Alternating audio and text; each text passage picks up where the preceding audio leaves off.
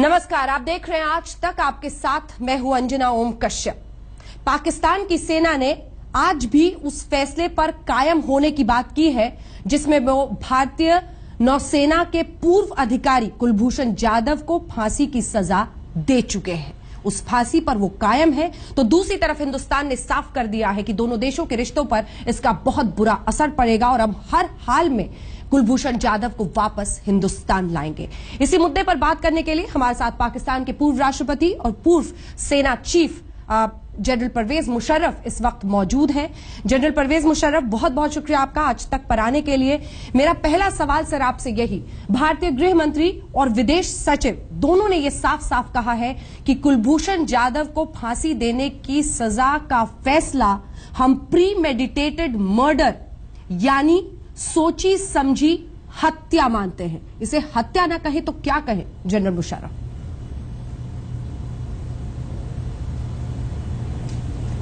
पहली चीज तो ये बिल्कुल गलत, ये प्री मेडिटेटेड मर्डर जो आप कह रही हैं, अभी तक तो वो जिंदा है तो मर्डर तो हुआ नहीं है वो।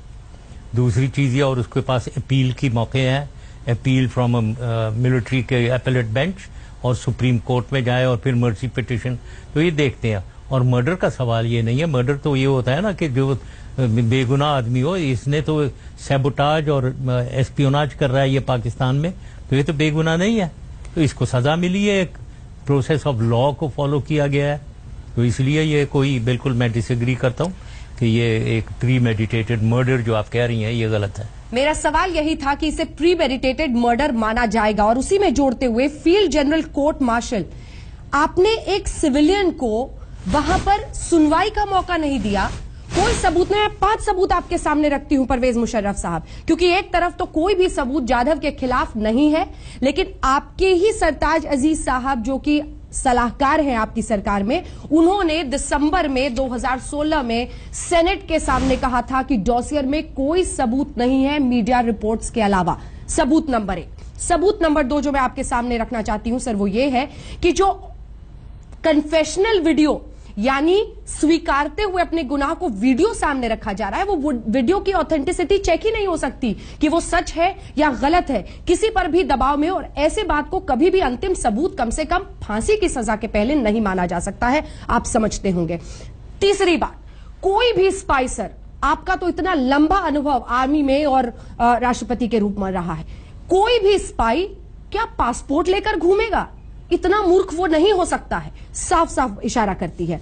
दूसरी तरफ जो जर्मन एम्बेसडर है पाकिस्तान के लिए, गुंटर मुलाक साहब, उन्होंने कहा है, डॉन अखबार ने भी छापा है, आर्टिकल मेरे हाथ में है, साफ कहते हैं कि इनको ईरान से अबडक्ट यानी इनको अगवा किया गया था तालिबान द्वारा और फिर पाकिस्तान को बेचा गया। अगला सबूत, काउंसलर एक्सेस नहीं दे रही है आपकी सरकार, इसे हम गैर इरादतन हत्या ना माने तो क्या, इरादतन हत्या ना माने तो क्या माने?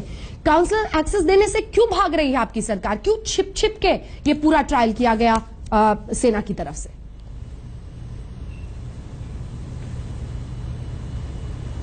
अब ये आप इतनी लंबे चौड़े आपने 5 सवाल मेरे से कर लिए हैं, अब मैं नोट्स तो ले रही रहा हूं, तो लिहाजा मुझे सारे तो याद नहीं है।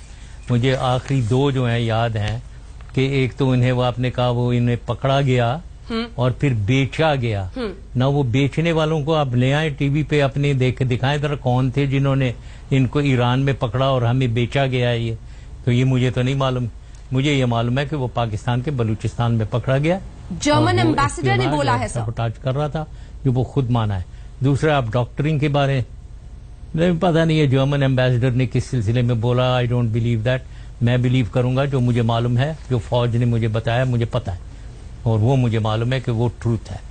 दूसरा ये है कि कन्फेशनल वीडियो ये एस्पियोनाज कर रहा था और वो ये है, दोज आर रियलिटीज। अब आपके 5 सवाल को एक एक लेंगे तो बहुत लंबी बात हो जाएगी। नहीं सर, लंबी बात नहीं होगी, मैं एक एक करके आपसे पूछती हूँ। सबसे पहले तो आप मुझे यही बता दीजिए कि सरताज अजीज साहब ने फिर दिसंबर के ही महीने में अभी अभी क्यों कहा था सेनेट के सामने कि हमारे पास कोई सबूत नहीं है?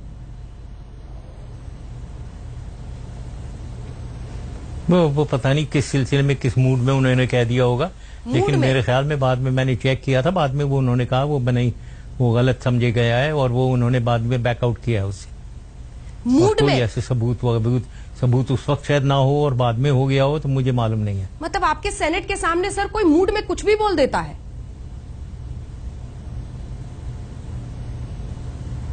नहीं है, वो आपके भी लोग बहुत ऐसी बातें कर देते हैं, कोई ऐसी चीज नहीं है।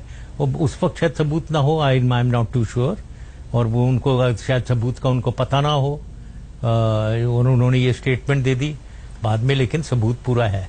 आप तो सर अपनी सहूलियत के हिसाब से बार बार पोजीशन बदल रहे हैं। मैं आपसे जब बता रही हूं कि ये सामने है तो आप उससे मुकर जा रहे हैं। मेरा सवाल आपसे ये है कि इंडियन पासपोर्ट लेकर एक स्पाई वहां पर क्यों घूमेगा?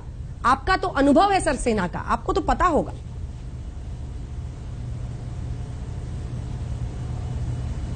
देखिए, ये माइनर डिटेल्स जो आप मेरे से पूछ रहे हैं ना, एट माय लेवल, ये इन माइन्यूट डिटेल्स जो है, ये वो कर रहे हैं जो इन्वेस्टिगेट कर रहे हैं, जिन्होंने माइक्रो लेवल पे वो इन्वेस्टिगेशन करके ट्रायल कर रहे हैं।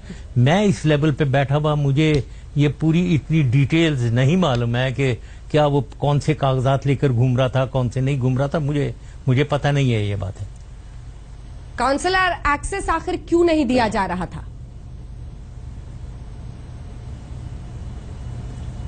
इसकी भी वजह मुझे नहीं पता है। काउंसलर एक्सेस कोई वजह होगी जिसपे उन्होंने नहीं दिया होगा, अब उसका भी मुझे मालूम नहीं है। इसका लीगल आंसर इसका क्या है और लीगल सिचुएशन क्या है। सर मैं आपको बताती हूँ, उन्होंने कोई वजह ही होगी कि उन्होंने काउंसलर एक्सेस उसे आपको खुद आज ये ऑड लग रहा है और इसीलिए आप इसका जवाब नहीं दे रहे हैं। 13 रिक्वेस्ट भेजी गई थी काउंसलर एक्सेस के लिए।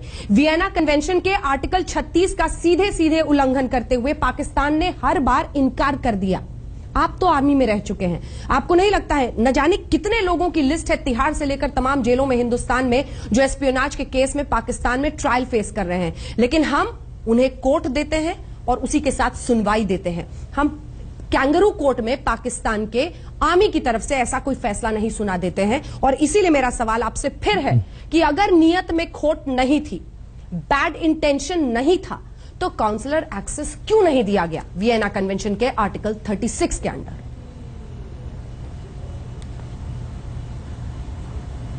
मैंने बताया ना आपको कि मुझे नहीं मालूम है कि क्या क्यों नहीं दिया गया। और फिर जो आप ये कोट कर रही हैं कि 13 वहां पाकिस्तानी पकड़े हुए हैं जिनको काउंसलर एक्सेस, मुझे कोई ऐसी खबर नहीं है कि आप लोगों ने इतने लोग पकड़े हुए हैं और उनको काउंसलर एक्सेस दिया जा रहा है। मुझे ऐसी सर उनके नामों की पूरी लिस्ट है, अगर आप चाहेंगे तो तसल्ली से आपको ये नाम भी तमाम बता सकते हैं। आपको बता सकूंगा। हाँ, अगर आप चाहें तो तसल्ली से हम उनके नाम भी बता सकते हैं। पूरी लिस्ट में मेरे पास है, जिसमें तिहाड़ जेल में ही FIR नंबर 43 में सज्जाद हैदर से लेकर तमाम पूरी लिस्ट है। नहीं होंगे, लेकिन वही बात है, देखें एक सर कसाब का तो नाम सुना होगा सर। ओके ना, ऑफ द कफ जब आप इंटरव्यू ले रहे हैं, किसका? अजमल आमिर कसाब। नहीं, आई हैवंट। हाउ, देखे मैं एक पोजीशन में, मुझे क्या पता है ये इतने छोटे लोगों का आपने कोई पकड़ा हुआ है, कहां से पकड़ा हुआ है, क्यों पकड़ा हुआ है, मुझे तो इनके बारे में डिटेल नहीं मालूम। मुंबई में 26/11 के हमले के बाद जिस आतंकी को जिंदा पकड़ा गया था सर, निचले लेवल पे जाकर मैं मालूम करूं। अजमल आमिर कसाब पाकिस्तान का वो जिंदा आतंकी जिसको हमारी फोर्सेस ने मुंबई धमाके के बाद पकड़ा था। उसका पता है मुझे। उसे अभी हमने फेयर ट्रायल दिया था, लंबे वक्त तक यहां पे जेल में रखकर। हाँ, नहीं, ये भी फेयर ट्रायल है, ये मिलिट्री लॉ के मुताबिक होता है। और मिलिट्री लॉ थोड़ा ये नहीं है कि वो अनफेयर होता है। उसको डिफेंस, उसका काउंसिल था बकायदा जिसने डिफेंड किया उसे, और ये सेंटेंस हो गई। अब वो सुप्रीम कोर्ट तक जा सकता है, जहां वो जाए और वो अपनी रिड्रेसल करे, उधर जाए। वो जरूर जाएंगे। क्या क्या ऑप्शंस है आपकी नजर में? अगर आप इस वक्त राष्ट्रपति होते या फिर सेना के मुखिया होते तो क्या आप ऐसी कोई पहल करते, या फिर कम से कम काउंसलर एक्सेस इतना तो मिनिमम पाकिस्तान कर सकता है सर?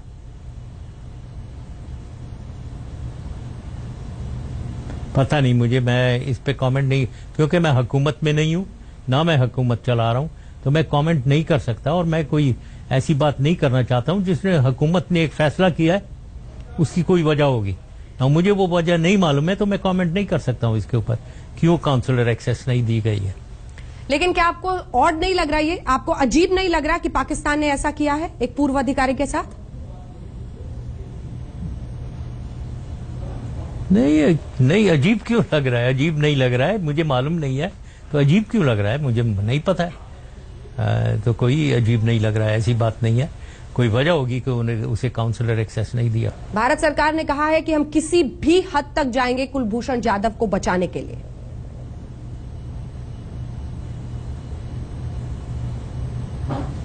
हम ये एक धमकी है, इसको धमकी कहते हैं, जो बिल्कुल एक अगर बाइज्जत कौम है, बाइज्जत फौज है, वो इसको एक्सेप्ट नहीं करेगी, इस किस्म की धमकियां। क्योंकि आप धमकी देंगी तो इधर से काउंटर धमकी आएगी कि हम भी देखते हैं कि आप क्या कर सकते हैं और हम भी उसको जरूर वो सजा देंगे। अब इसीलिए ये जो धमकियां आप दे रही हैं, इसीलिए फौज के कोर कमांडर्स मिले और उन्होंने आपको काउंटर धमकी दे दी कि हमने तो उसे जरूर हैंग करना है। तो ये जब ही होता है जब आप लोगों ने ऐसे हिस्टीरिया क्रिएट किया हुआ है और आप फोर्स कर रहे हैं एक रिस्पांस आर्मी की, हमारी आर्मी की तरफ से एक काउंटर ऑफेंसिव रिस्पांस, तो वो उन्होंने किया है।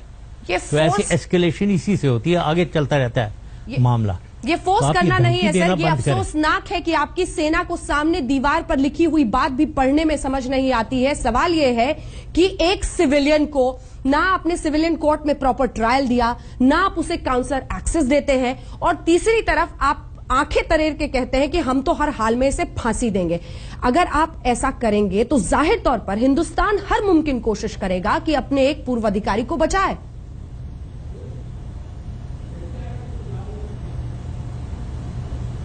मैं हर मुमकिन कोशिश जो वो करेगा, अगर कोई पाकिस्तान के खिलाफ कुछ करता है तो हम उसको काउंटर करेंगे, हम उसका जवाब देंगे। नहीं, जवाब देंगे वो तो ठीक बात है, लेकिन काउंसलर एक्सेस देने में इतना डर क्यों रहा है पाकिस्तान, ये समझा दीजिए। फिर वापस आ गई है काउंसलर एक्सेस पे, मुझे नहीं मालूम है, आई डोंट नो। तो आपको पूछना पड़ेगा उन लोगों को जिनको पता है ये। लेकिन सर, आप तो पाकिस्तानी की राजनीति को इतने अच्छे से समझते हैं, सेना को समझते हैं, आईएसआई को समझते हैं, तो कुछ तो आपकी समझ कहती होगी कि आखिर क्यों भाग रहे हैं वो, क्यों डर रहे हैं काउंसलर एक्सेस से। नहीं, कोई मुझे नहीं पता, तो मैं कमेंट नहीं करना चाहता हूं। सेना क्या डर रही है कि पूरा सच सामने आ जाएगा? क्या सेना और सरकार एक फ्रंट पर है इस मुद्दे पे?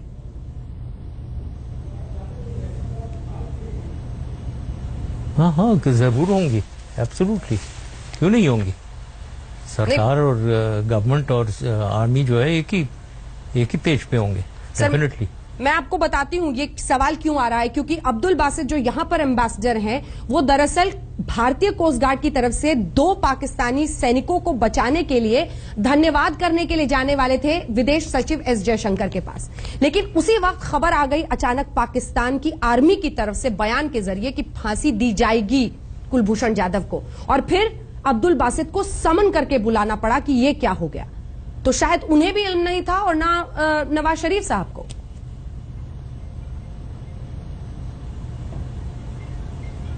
नहीं, क्या मतलब, वो एम्बेसडर को शायद इल्म ना हो तो, लेकिन ये तो कोर कमांडर कॉन्फ्रेंस में अगर उन्होंने फैसला किया है, और वो आर्मी चीफ ने पहले ही फैसला ले लिया है कि यस, उसको एक सेंटेंस जो मिलेगा उसको उन्होंने कंफर्म किया है, तो आर्मी के कोर कमांडर्स और क्या कहेंगे? वो यही कहेंगे ना कि उसको हैंग किया जाएगा। वो जजमेंट है और आर्मी चीफ की जजमेंट है। इंडियन हाई कमीशन को सर इन्फॉर्म तक नहीं किया गया। कोई भी ये कैसे कहे कि उसको हैंग नहीं किया जाएगा? मुशर्रफ साहब, इंडियन हाई कमीशन को इन्फॉर्म तक नहीं किया गया। क्यों इन्फॉर्म करना था, मतलब होगा। सर, जनवरी में आई थी पाकिस्तान की सरकार, पूछ रही थी कि कुछ बता दीजिए।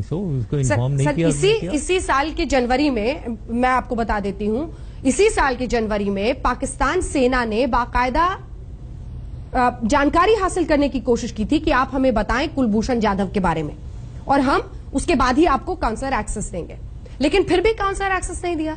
तो जब आप जानकारी लेने के लिए आ सकते हैं तो इतने बड़े ट्रायल के पहले तो आपको इन्फॉर्म करना चाहिए।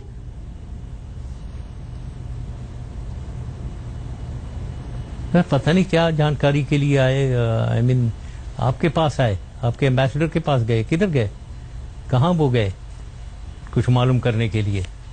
आपसे मालूम करना था उन्होंने। ये उन्होंने खुद ही जनवरी के महीने में, जनवरी के महीने में, तो आपको आपसे क्या मालूम करना है?